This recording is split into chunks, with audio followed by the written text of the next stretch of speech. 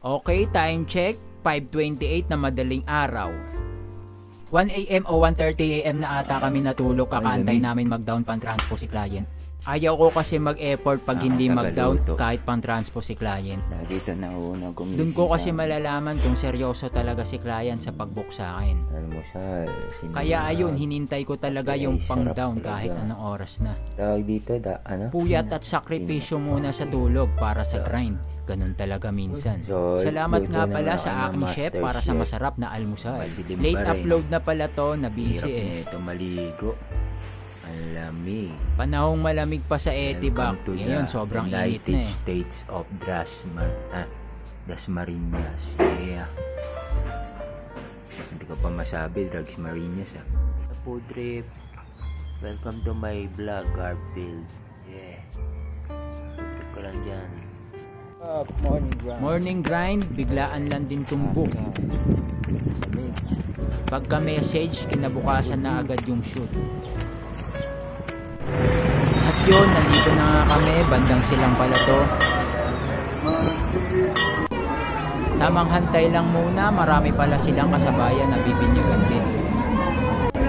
Nakita ko na si client at yung baby na bibinyagan. Kaya pumitik na ako bigla, kailangan laging alerto, yeah. Mas maraming pitik, mas maraming pagpipilian.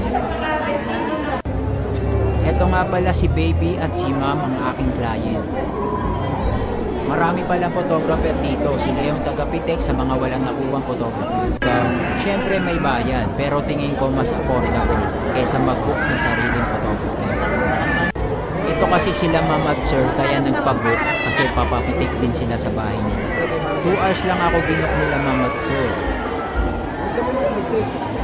Mahalaga may memories na makikita sa pamamagitan ng larawan. Hindi mo kasi lahat matatandaan kung ano nangyari sa araw na yun.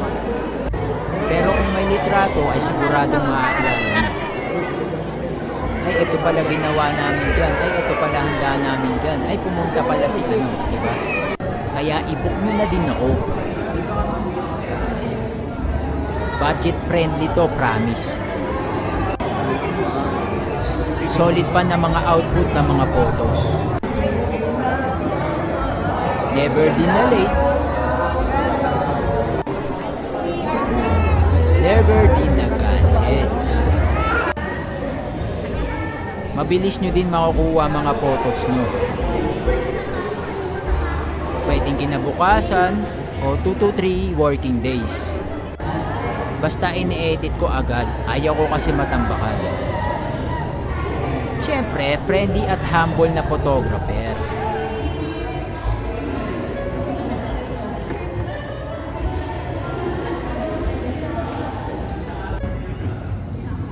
Sa akin, sir. Tingin, sir, ha?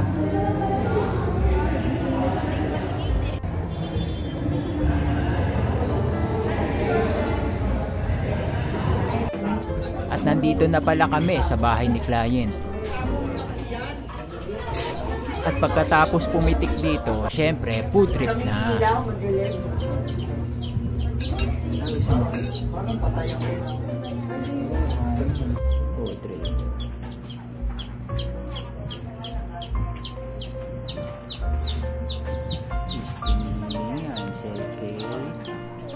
Thank you for watching.